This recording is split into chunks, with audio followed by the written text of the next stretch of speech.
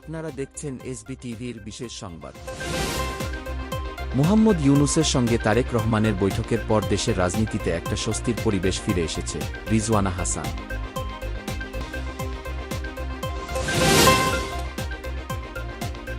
বিরতিহীনভাবে অবস্থান কর্মসূচি চালিয়ে নেওয়ার ঘোষণা দিয়েছেন বিএনপি নেতা ইশরাক হোসেন।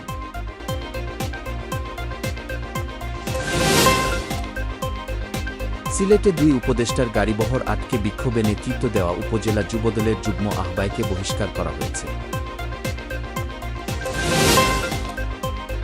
কংগ্রেসের অনুমতি ছাড়া ইরানে যুক্তরাষ্ট্রের হামলা ঠেকাতে বিল আনছেন ডেমোক্র্যাট দলীয় মার্কিন সিনেটর বার্নি স্যান্ডার্স।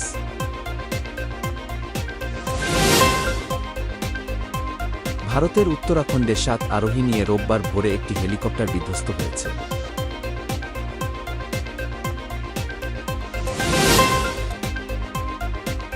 ইরানের বিরুদ্ধে ইসরায়েলের সর্বশেষ আক্রমণের সঙ্গে মার্কিন যুক্তরাষ্ট্রের কোনো সম্পর্ক নেই, ডোনাল্ড ট্রাম্প।